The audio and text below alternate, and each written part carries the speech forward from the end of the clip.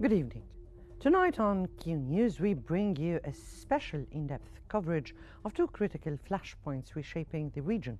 In Gaza, Israel's military escalation has left dozens dead and hundreds wounded as airstrikes hammer densely populated areas and aid remains blocked. Meanwhile, in southern Syria, a US-backed ceasefire seeks to halt spiraling violence after Israeli strikes and deadly tribal clashes near Swayda, amid warnings of a dangerous turning point. We examine the diplomatic moves, ground realities, and wider regional implications, all in tonight's special coverage.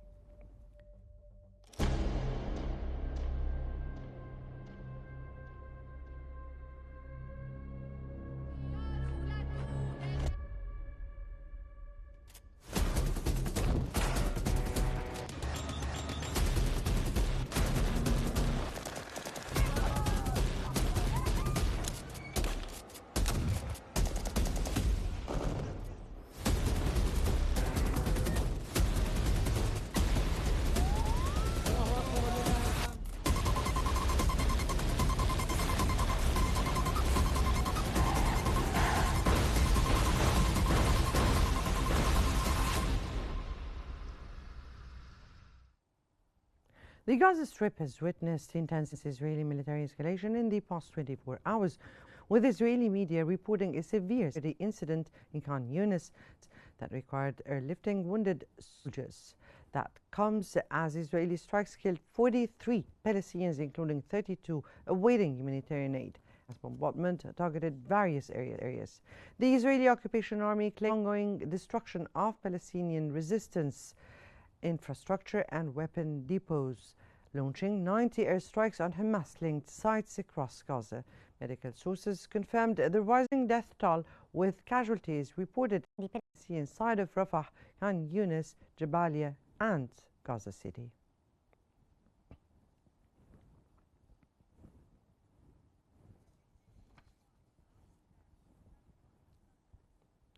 The Ministry of Health in Gaza says 98 people have been killed and more than 500 others wounded in the past 48 hours. It added that several victims remain under the rubble or in the streets, with rescue teams unable to access them due to ongoing strikes and destruction. The mounting death toll comes as Israeli attacks continue across the Gaza Strip. Ambulance and civil defense teams report difficulty reaching areas hit by airstrikes, leaving many trapped under debris. The ministry warns the numbers are likely to rise.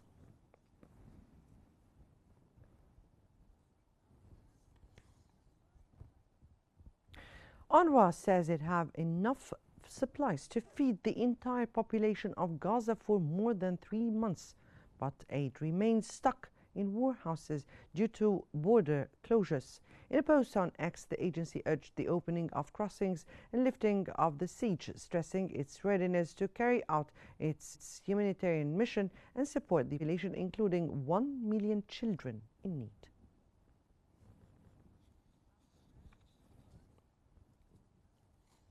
The Palestinian Foreign Ministry has condemned what it called the latest massacre by Israeli forces in northern Rafah, where dozens were killed and wounded at an aid distribution center.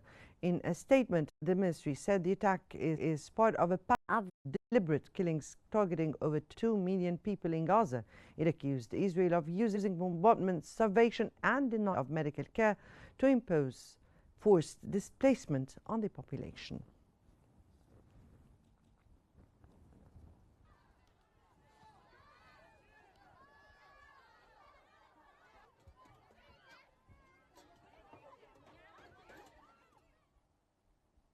Now, for further analysis on the matter, we have with us Professor Hussein Adik, an expert in Israeli and American affairs, who is joining us from the occupied Jerusalem. Good evening to you, sir, and welcome to Qnews. Let me here start by asking you, what does the scale of and pace of recent Israeli strikes in Gaza suggest about Israel's military true objectives at this stage of the war?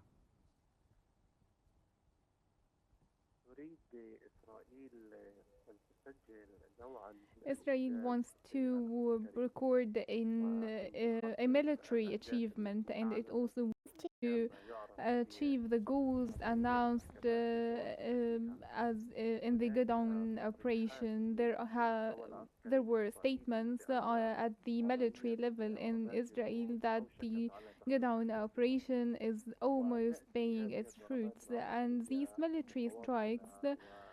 ongoing military strikes come very heavy and tense in the recent time to express the stance, but there is real political will now at the side in Israel to reach this truce and for a 60-day deal. And what's blocking this deal is that Benjamin Netanyahu, the prime minister, is stalling and buying more time for political internal consideration related to the majority in the Israeli Knesset that is lacking now after the religious parties deteriorated. Now, what do you have of targeting the targeting of civilians at aid distribution points, and how does that affect the credibility of Israel's claims of only militants?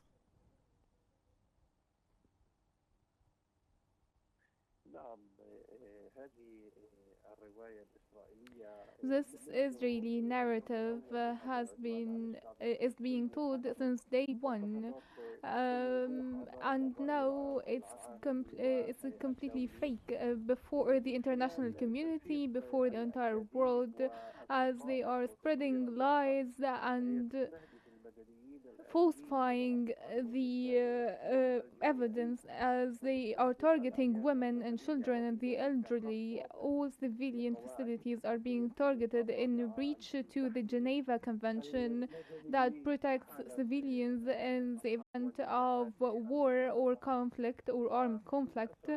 And unfortunately, this Israeli narrative is now very revealed before the entire world. That's why we see the shift in the international public opinion opposing Israel. A large portion now of the international public opinion sees Israel as a threat to the international peace and security. Now, the rise in death toll and the blockage of humanitarian aid, is Israel violating the international humanitarian law, and what mechanism exists to hold it accountable for that? Yes, the starvation weapon, the containing and the breaching the ICJ resolutions are all crimes against the international laws and against humanity. As the 1989 convention defines the types of crimes, the crimes against humanity, the genocide, the hostilities. It defines all of that. And what Israel is committing right now in the Gaza Strip, using starvation and the killing, is a literal crime against humanity and a war crime in violation of all international conventions, as they should be prosecuted for. And the South Africa lawsuit before the ICJ makes this very evident. The legal means, there are several means, including the ICJ, which has already opened, and arrest warrants were issued for Netanyahu and the defense minister, but these were not applied because the international community is now subject to political consideration.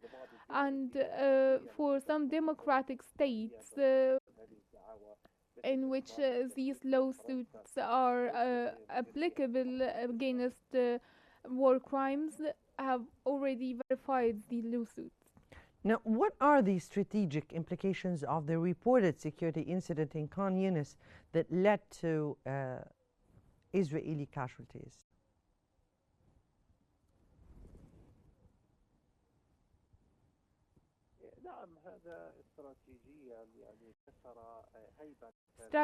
Strategically, this threatened the influence of the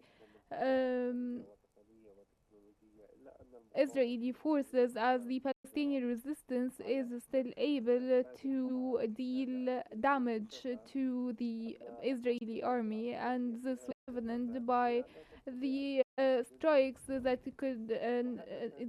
killed Israeli soldiers, and this reflected it negatively in on the Israeli public opinion, as it undermined the confidence in the military, and it pushes to the only solution, which is the negotiation and the political horizons, to admitting and recognizing the legitimate Palestinian rights in accordance with the two-state solution, and that the military solution will never bring peace and stability to the state of Israel and the neighboring countries.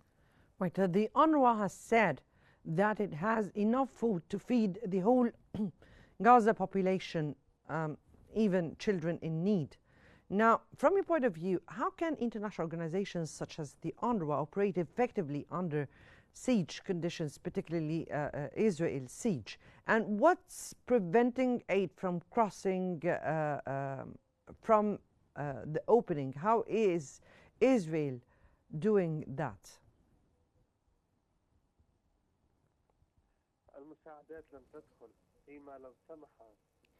The humanitarian aid would never take access to the Gaza Strip except with Israeli permission, and the ongoing siege, starvation, and bombardment prevents the UNRWA and the international organizations from carrying their job. Around 70% of the Gaza Strip area is now occupied by the Israeli military. How could the international organization staff move in the Gaza Strip where 60% of the area is occupied? And that's why we should go to a ceasefire and allow a humanitarian aid access that is sustainable, and allowing also the staff of these humanitarian and relief workers to work and serve the deprived and the starved populations who lack medicine, food, and water, and basic life essentials. Now, to what extent is the rising Gaza death toll shape or reflect on regional diplomacy, particularly Egypt and its mediation efforts in this ceasefire talks?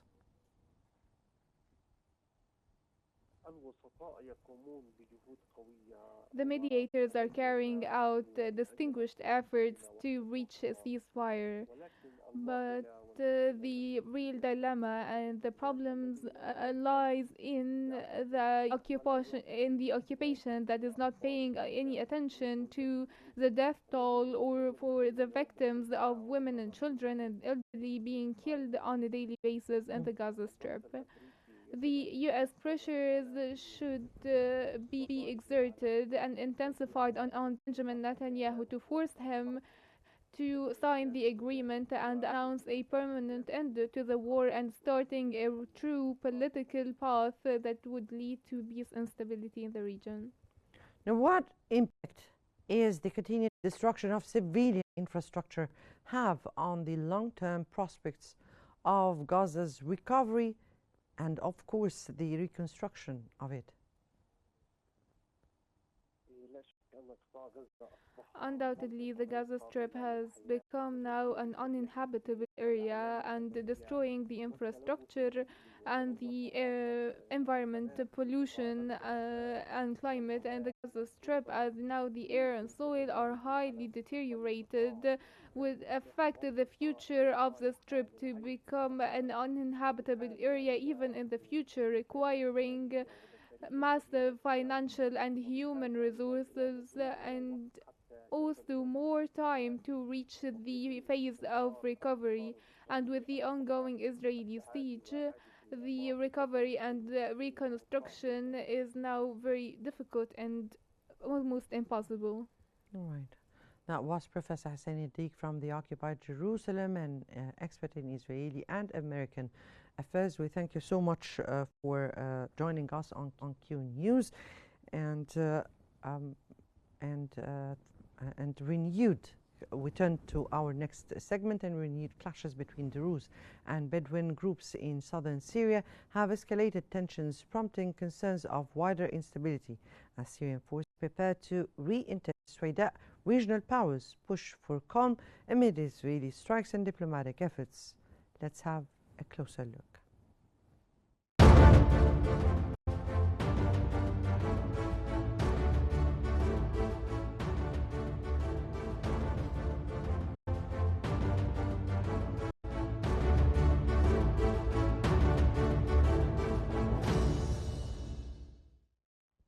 U.S. Ambassador to Turkey Tom Barak has announced a ceasefire between Syria and Israel, backed by Turkey, Jordan and regional neighbors.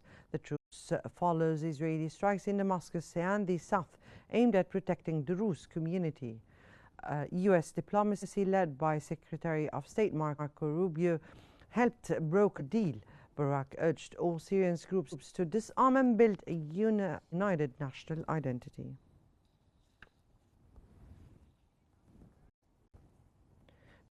Announcements, renewed clashes have erupted in Shahba, north of Sweida, between local factions and tribal fighters, resulting in 10 fatalities so far.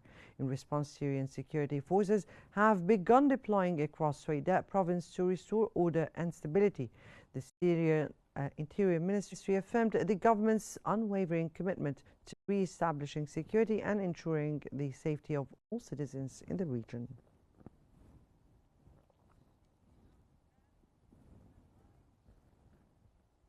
The Southern Syrian Tribes Assembly has declared an immediate comprehensive ceasefire in Sweida, urging the prompt release of all detained tribe members to build trust. They demand safe, unconditional return of all displaced persons to their homes and villages. This follows an agreement between the government and local elders, allowing security forces full access across the province. Meanwhile, Syrian health officials report at least 260 dead and more than 1,600 injured, though some media suggests casualties are significantly higher.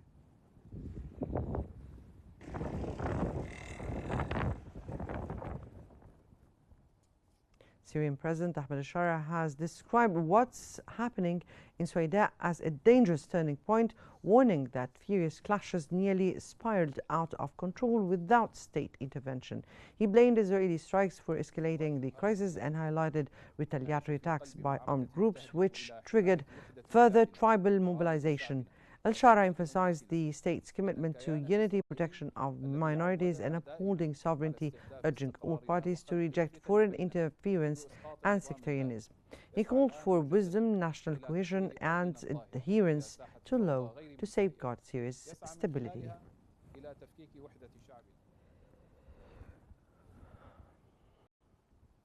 Furthermore, the Syrian presidency has expressed deep concern over deadly unrest in southern Syria caused by armed outlaw groups endangering civilians. In a statement condemning attacks on families, the Syrian presidency reaffirmed that protecting civilians is a national duty, stressing law over revenge.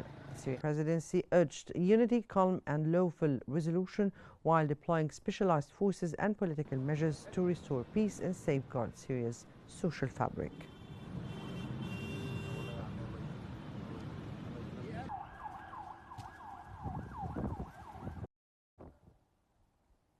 For further analysis, we're joined from Cairo by the writer and political researcher, Mr. Ahmed Muharram. Good evening to you, sir, and welcome to Qnews. Let me start by asking you, what are the underlying causes of the renewed violence between the Druze and the Bedouin tribes in Sweida, despite the ceasefire? Well, unfortunately, Syria, after long years of suffering, and by the time Al-Assad regime, when it was over, most of the people locally and around the area are quite happy and optimistic to expect something better. And that's what the new president, Ahmed al-Shara, is promising the people and the country around Syria. Israel, I think, have taken the advantage of considering there is no military power in Syria anymore. And I think they conquered certain areas more than what they have done before. I think Jabal al-Sheikh is one of the areas where Israel is occupying it recently. It is almost like 25 kilometers apart from Damascus, the city. What makes Israel actually to do all kind of activities and damage is usually have connections with the Druze people, and they consider from their side that the Druze, by the time of the previous regime, were not having quite, freedom, as they can say, or different rights. I think this is very sensitive matter, and instead of leaving Syria to be a better situation and better life for the local people, what Israel is trying to do is to guarantee that no danger will come from the Syrian to their borders. And the objective finally by Israel is not to lead or to leave Syria to have one unit country. They have an objective to divide those countries to different groups, and that is the most critical point I think we would like to avoid. Now, what do you have, or what's your take on Israel's decision to allow Syrian internal forces limited access to Suwayda? And what does this indicate about the regional coordination? Well, they consider the people in Suwayda, the Druze, has some kind of,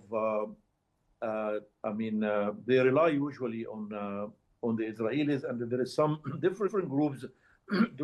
Druze are already in good terms with Israel. So Israel is trying to play the game that to gain more land and to gain more situation that they can be successfully divided Syria to different areas. So the situation is very sensitive and dangerous. And I think Israel is trying from that kind of attack to give another sign or message to Turkey that Israel will be the high power of have internal affair with the situation in Syria, not Turkish, which is coming to be another very sensitive in the future. Now, what role does the U.S. diplomacy play, particularly the U.S. Secretary Mark Rubio's mission? And what exactly is the U.S. has been doing in brokering the ceasefire between Syria and Israel? I think the administration in the United States, since Trump came back for the second period to the White House, they are trying as much as they can to help Israel in different ways. And Israel is trying to take the advantages is not only the support of America to Israel in terms of what they are doing in Gaza or what they are doing for the last 12 days with Iran, but also it seems like they encourage or they obey or they assist Israel of all their dreams, do whatever they want. I think, again, in that matter of Syria, seems like the American administration are trying to do something, could be very soft, but definitely, unfortunately, will be on the welfare of the Israeli power. Mm. To which extent have Israeli strikes inside Syria fueled tribal mobilization and internal unrests, particularly in this Suwayda area and definitely beyond? Well, I feel sorry for the President Ahmed al-Shar. He is trying his best to do as much as he can. And while he has support from the nation itself, and even leaders of the Druze themselves are neglecting what's happening. But I think from the other side, Israel is trying to do something opposite. So hopefully things will be under control sometime, because if it will be exceed more than that, it's a danger for the future of not only Syria, but the region itself. Now, how effective can the Southern Syrian Tribes Assembly be in enforcing a kind of lasting ceasefire and ensuring the release of detainees? We hope, I think that something can be done very soon, but it needs kind of wise. The wise has to come from different, different power. It's not only the whole thing in the hands of al-Shara or the Syrian. I think some kind of pressure has to be done to Israel not to exceed their strike and their damage to the areas for some reason, somehow. But do the tribes themselves have this power to be able to impose such an agreement? Well, unfortunately, maybe we consider that's not possible, but it seems like they have the power to do certain things like that, yes, in the future. Mm-hmm. Now, what could be the implications of the UN's allegations of human rights violations by both Syrian forces and armed groups in the southern of Syria? Again, it's very complicated and sensitive matter. Whatever they're going to describe it could be to the welfare of the ceasefire to the area. But unfortunately, I feel like maybe sometimes it's going to be towards the benefit of Israel, which is going to make the matter is more complicated. And how do you think the UN can interfere in this course? Well, interfere has roles to do, but let us came back to 2 years ago. All the messages and all the instructions of the UN towards what happened in Gaza, on the ground, it sounds like there is no any influence to the United Nations and what's happening now in Syria. I hope that UN can do some different messages, but the other side, Israel, are not willing to listen to any power in the area, starting from the United Nations itself, unfortunately. Now, how do you view the Turkish role and the Jordan's backing of the truce? And would that reshape, or would they be able to influence or to impose their influence in Syrian affairs? And how are regional power dynamics shifting? We are expecting that Turkish, by the time when Assad regime was there, we can very easy to say that it was tangible, and we can see that Turkish has power. What happened for the last 2 days, the answer from the Turkish side is not exactly to the standard of what we are expecting as diplomacy. No, but let me be clear here. You're speaking here about the Turkish existence at the era of Bashar, not the existence of Turkey in the north at this very particular time? I assume yes, and what happened for the last few days makes us to feel that this is not exactly what we are expecting from the Turkish. Maybe they are trying to avoid any more conflict with Israel, but that seems like it's not easy to expect that Israel will stop of doing what they have done for the last 48 hours. But isn't that a little bit concerning or raise lots of concerns? The existence of Turkey in the north, the existence of Israel in the south, and the implication of that on the Syrians themselves? Yes, I think that will happen. It's a sign that something will happen to exist more of some kind of instability to the area, yes. Mm-hmm. Now, how can Syria's leadership ensure minority protection and national unity while avoiding further escalation and foreign interference? Well, I think it's not an easy task. Maybe they have good wishes, and it is on their benefit to do that kind of effort. But from the other side, Israel is taking the advantage to not let any kind of soft arrangement to be done. It is unfortunately a good chance for Israel, especially for Benjamin Netanyahu, who have faced a very difficult situation inside his cabinet, to do more. Always he is very proud that he is fighting against 5 or 6 or 7 and 8 different destinations. So he considers Syria now is one of the destinations which is going to make Syria or to make Israel big and great again, unfortunately. Well, that was Mr. Ahmed Muharram from Cairo, the writer and political researcher. Thank you so much for joining us on Qnews. And as tensions continue to rise, the region watches closely for what comes next. We'll keep following these developments and bring you the latest updates here on Qnews. Many thanks for watching, and don't forget to follow Qnews on YouTube, Facebook, X, Instagram, and TikTok at Qnews EGY to stay informed.